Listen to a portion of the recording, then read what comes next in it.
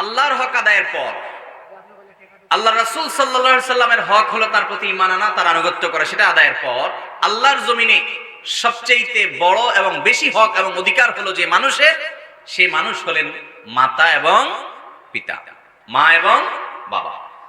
মা বাবার হক এটা এত জটিল, এত জটিল।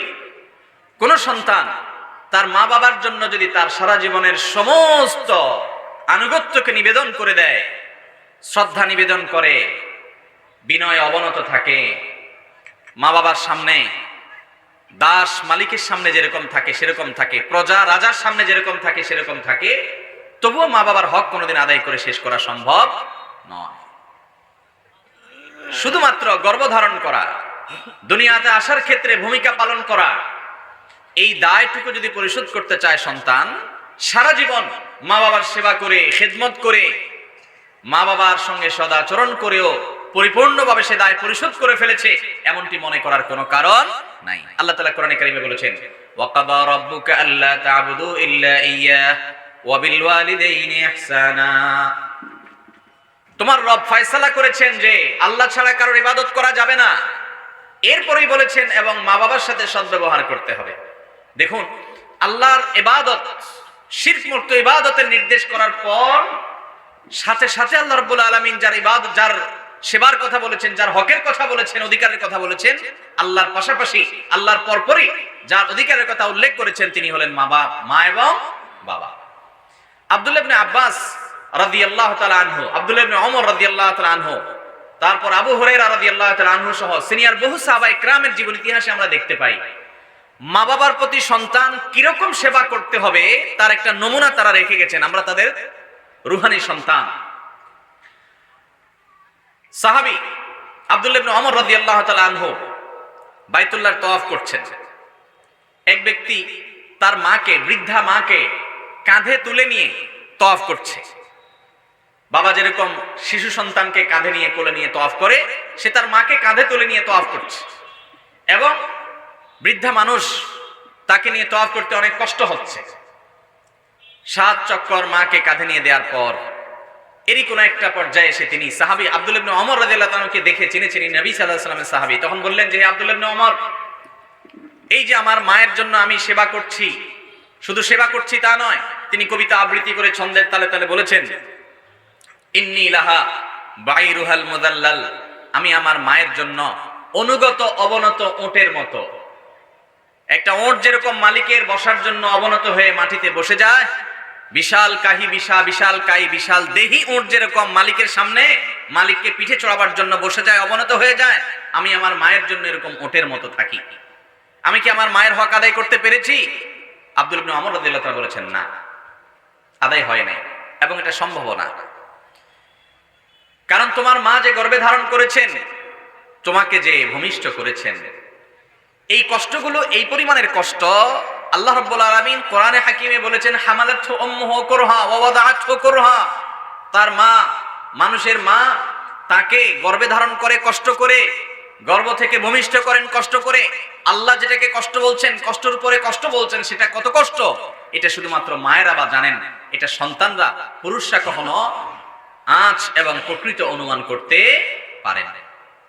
যেই ত্যাগ 10 মাস ধরে করতে হয়, যে ত্যাগ তৎপরবর্তী সময়গুলোতে করতে হয়, যে স্নেহ মমতা যতটা নির্মল ভাবে, নির্মোহ ভাবে, নিঃস্বার্থ ভাবে মা দিয়ে থাকেন, সেটা বাবাও দেন না, পৃথিবীতে কোনো মানুষ দেয় না, দিতে পারে না। মায়ের মমতাকে যদি পৃথিবীতে ভিজুয়াল কোনো জিনিস দিয়ে দেখানো যেত যে কি, তাহলে পৃথিবীতে সমস্ত মমতা, সমস্ত মায়া, সমস্ত ভালোবাসাগুলো তার সামনে ম্লান হয়ে যেত মায়ের মমতার সামনে। হয়তো মা গরিব হওয়ার কারণে সন্তানকে অনেক কিছু দিতে পারেন না, হয়তো মা অশিক্ষিত হওয়ার কারণে প্রকাশ করতে পারেন না, কিন্তু তার ভেতরের যে মমতা থাকে, এটাকে আরশে আজিমের মালিক, সৃষ্টিকর্তা, যিনি অন্তরের খবর রাখেন, তিনি সার্টিফিকেট দিয়েছেন, তার চাইতে বড় মমতাকারী পৃথিবীতে আর কেউ হতে পারে না, কেউ আপন হয় না। আব্দুল্লাহ ইবনে ওমর রাদিয়াল্লাহু তাআলা আনহুর এই কথা শোনার পর সেই ব্যক্তি নড়ে চড়ে বসল। যে এত কষ্ট করার পরও তিনি বলছেন, না, তোমার মায়ের জন্য তুমি একেবারে হক আদায় করে ফেলেছো, এরকম তৃপ্তির ঢেকুর তোলার সুযোগ নাই। ভাইরা আমার, আবু হুরায়রা রাদিয়াল্লাহু তাআলা আনহু সবচেয়ে যে বেশি সংখ্যক হাদিস বর্ণনাকারী সাহাবী, অল্প সময়ে নবী করিম সাল্লাল্লাহু আলাইহি সাল্লামের সবচেয়ে বেশি সাহচর্য যারা নিয়েছেন তাদের মধ্যে থেকে একজন এই আবু হুরায়রা রাদিয়াল্লাহু তাআলা আনহু মার পাগল সন্তান ছিলেন। এত পাগল সন্তান ছিলেন, তার মা তার উপরে অনেক অত্যাচার করেছে, অনেক জুলুম করেছেন, তাকে প্রহার করতেন। তিনি তখন রীতিমতো অ্যাডাল্ট, একজন বড় মানুষ, প্রাপ্তবয়স্ক। মায়ের সামনে ছোট শিশু যেরকম থাকে, এই অ্যাডাল্ট মানুষটা নিজেকে সেভাবে নিবেদন করেছে। মা যে তাকে প্রহার করতেন, অন্যায়ভাবে করতেন, ইসলাম কেন গ্রহণ করেছে সেজন্য প্রেসার দিতেন। আবু হুরায়রা রাদিয়াল্লাহু তাআলা আনহু তারপরও কখনো মায়ের চোখের দিকে তাকাবেন এটা কল্পনাও করতে পারতেন না। বরং একদিক থেকে মা তাকে কষ্ট দিতেন, অপরদিকে নবীজির কাছে বলতেন, ইয়া রাসূলুল্লাহ, আমার মায়ের হেদায়েতের জন্য দোয়া করেন। নবী সাল্লাল্লাহু আলাইহি সাল্লাম দোয়াও করেছেন, আল্লাহ তাআলা হেদায়েত দিয়েছেন, তাকে ঈমান তিনি এনেছেন। একদিন আবু হুরায়রা রাদিয়াল্লাহু তাআলার মা তাকে ডেকেছেন, ডাক দিয়েছেন। আবু হুরায়রা রাদিয়াল্লাহু তাআলাকে নাম ধরে, হে অমুক, ওনার নাম আব্দুর রহমান ছিল, আরো অনেকগুলো মতামত ওনার নাম নেই, কথার কথা আব্দুর রহমান এরকম ডাক দিয়েছেন মা। তো সাহাবী আবু হুরায়রা রাদিয়াল্লাহু তাআলা আনহু সেই ডাকের জবাবে একটু জোরে উত্তর দিয়েছেন। মা যেই ভলিউমে ডেকেছেন, ছেলে আবু হুরায়রা রাদিয়াল্লাহু তাআলা আনহু জবাব দেওয়ার সময় ভলিউমটা তার চেয়ে বেশি হয়ে গেছে, মা আসছি, জাস্ট এটুকু। এটাকে তো আমরা দোষের কোনো কিছু মনে করি না, বা করার কথা না। মা ডাক দিয়েছেন যতটুকু আওয়াজে, ছেলের জবাব দেওয়ার সময় একটু জোরে আওয়াজ হয়ে গেছে, মানে মায়ের ডাকেরটার চাইতে ভলিউম বেশি ছিল। এরপর তিনি নিজেকে ভৎসনা শুরু করলেন, আত্মশাসন শুরু করলেন, নিজেকে নিজে এবার তিনি শাসন করলেন যে আমি এটা কি করলাম। মায়ের ডাকের চাইতে, মায়ের আওয়াজের চাইতে আমার আওয়াজটা একটু বড় হয়ে গেল। আল্লাহ যে কোরআনে কারিমে মা বাবার প্রতি সদাচরণ করতে বলেছেন, এটা তো সদাচরণ হলো না। মা বাবারা অনুগত থাকতে বলেছেন, এটা তো সেটা হলো না। তাহলে কি করতে হবে? এটার প্রায়শ্চিত্ত স্বরূপ তিনি দাস দাসী মুক্ত করা থেকে নিয়ে তৎকালীন যুগের আর্থিক ইবাদত, আল্লাহ রাস্তায় দানের ক্ষেত্রে সর্বোচ্চ যে ত্যাগ, এই যুগে কাউকে মার্সিডিজ গাড়ি দান করে দেওয়া, লক্ষ লক্ষ টাকা দান করে দেওয়ার মতো তখন ছিল দাস দাসী মুক্ত করা, দামি অ্যাসেট ছিল। এই কাজটা করে তিনি প্রায়শ্চিত্ত করেছেন যে মায়ের আওয়াজের চাইতে আমার আওয়াজটা কি হয়ে গেছে, বড় হয়ে গেছে। মুহতারাম হাজিরিন, ঠিক একই ভাবে আব্দুল্লাহ ইবনে আব্বাস রাদিয়াল্লাহু তাআলা আনহু, তাকে জিজ্ঞাসা করা হয়েছিল যে বাবার প্রতি যে সদ আচরণ করার নির্দেশ করা হয়েছে, এটার অংশ হিসাবে কিভাবে চলতে হবে। তিনি বলেছেন, তোমার বাবার সামনে যদি কাপড় ঝাড়ো, কাপড়ে ধুলাবাড়ি লাগছে, এটাকে ঝাড়ো, তোমার বাবার সামনে বসা আছে, তাহলে তুমি বেয়াদব সন্তান, কুলাঙ্গার সন্তান, তুমি তোমার বাবার হক আদায় করো নাই, বেয়াদবি করেছো, নষ্ট করেছো, তার সামনে শুধু কাপড়টা ঝাড়া দিয়েছো। এটার কারণে, কারণ তুমি কোনো রাজার সামনে, তুমি কোনো পদস্থ কর্মকর্তার সামনে, পাওয়ারফুল কোনো ব্যক্তির সামনে কাপড় ঝাড়া দিবা না, তোমার বিবেকে বাঁধবে। দুনিয়ার যত বড় নেতা, যত বড় ব্যক্তি হোক, যত বড় আলেম হোক, যত বড় হুজুর হোক, যত বড় শেখ হোক, যত বড় আল্লাহর নেককার বান্দা হোক, যত বড় ইমাম খতিব হোক, হারামের ইমাম হোক, তোমার কাছে তোমার মা বাবার চাইতে বেশি শ্রদ্ধা পাওয়ার উপযুক্ত আল্লাহর জমিনে আর কেউ নাই। আবু হুরায়রা রাদিয়াল্লাহু তাআলা আনহু, তিনি এক ব্যক্তিকে দেখতে পাচ্ছেন যে সেই লোকটা আরেকজনের সাথে হেঁটে আসছে। তিনি থামায় বললেন যে তোমাদের একজনের সাথে আরেকজনের কি সম্পর্ক, অর্থাৎ তোমরা কি কেউ কারো কিছু হও কিনা।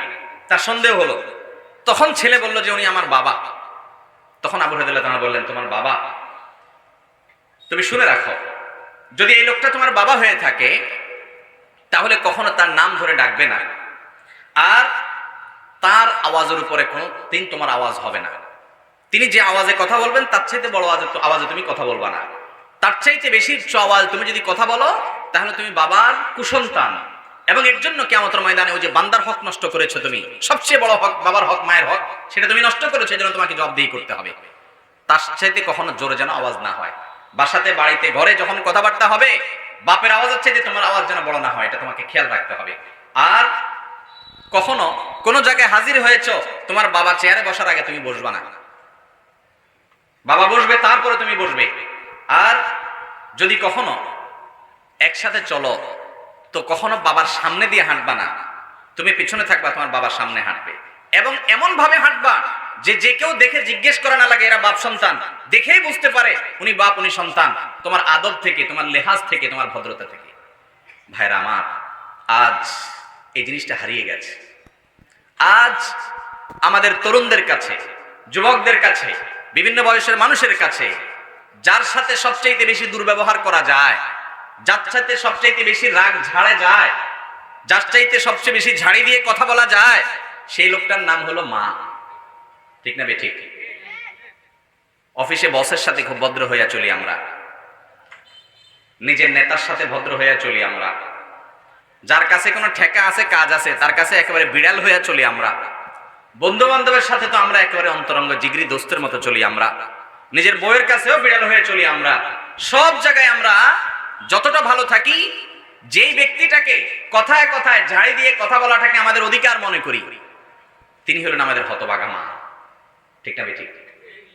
মোহতারাম হাজরিন, অথচ আল্লাহর জমিনে এই মা এবং তারপর বাবা, এই দুটি মানুষ হলেন আমাদের সবচেয়ে বেশি সম্মান, শ্রদ্ধা, এহতেরাম, ভদ্রতা, শিষ্টাচার, সুন্দর আচরণ, বিনম্র ব্যবহার, আমাদের শ্রদ্ধা সহ সব আনুগত্য এবং বিনয় পাওয়ার হকদার এই দুটি লোক। আল্লাহ তাআলা আমাদেরকে মা বাবার হক আদায় করার তৌফিক দান করুন। 10 শ্রেণীর মানুষের হক যদি আপনি আদায় করতে পারেন, আপনি বান্দার হকের ক্ষেত্রে মৌলিক কাজটা করে ফেললেন, 80% হক আদায় হয়ে গেল।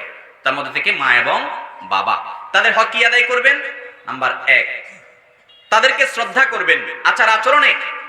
ওই যে বললাম, প্রজা যেরকম রাজার সামনে থাকে, দাস যেরকম মালিকের সামনে থাকে, আপনার অফিসের সর্বোচ্চ বস কর্মকর্তার সামনে যেরকম থাকেন, তার চাইতে বেশি বিনয়ে অবনত হয়ে শ্রদ্ধায় নিজেকে তুচ্ছ করে তাদের সামনে থাকবেন। আপনার মা পৃথিবীর সবচেয়ে বড় রানী আপনার কাছে, আপনার বাবা পৃথিবীর সবচেয়ে বড় রাজা আপনার কাছে। শুধু রাজা আর রানী না, দুনিয়ার যত আলেমকে শ্রদ্ধা করেন, যত হুজুরকে সম্মান করেন, সমস্ত হুজুর পরে আপনার কাছে সবচেয়ে বেশি সম্মানের হকদার কে? আপনার মা, এরপর আপনার বাবা। চেষ্টা করব না আমরা ইনশাআল্লাহ?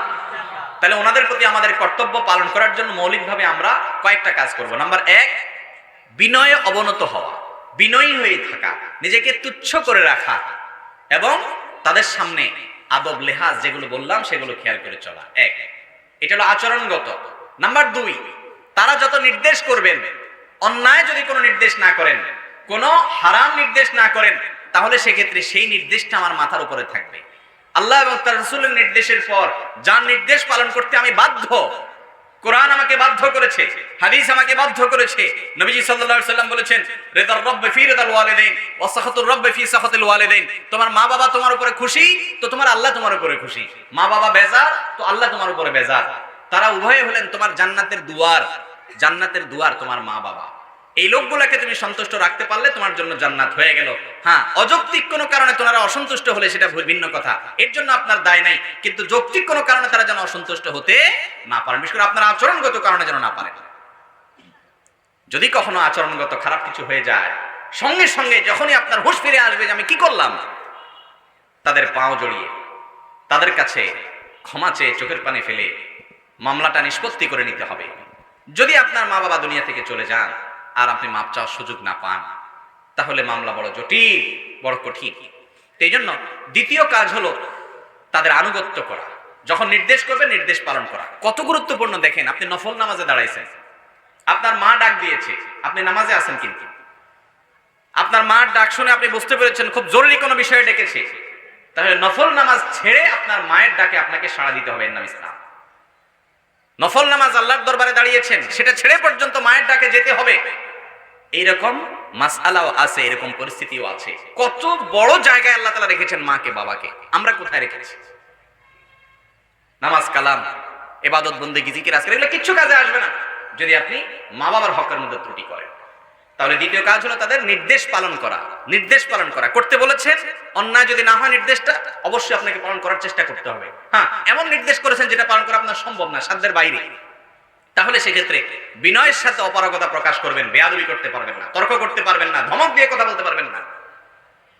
নাম্বার 3, তাদের প্রতি সার্বিকভাবে ইহসান করবেন, তাদের ভরণ পোষণ দেওয়া, তাদের আরাম যেন হয় সেই খেয়াল করা, তাদের যত রকমের খেদমত আছে সেই খেদমতগুলো করা। আল্লাহ তাআলা আমাকে আপনাকে মা বাবার প্রতি যে আমাদের কর্তব্য আছে, দায় আছে, তাদের যে অধিকার আর পাওনা আছে আমাদের কাছে, এটাকে যেন আমরা পুরোপুরি করতে পারি আদায়। আল্লাহ তাআলা আমাকে আপনাকে আমাদের সবাইকে সেই তৌফিক দান করুন।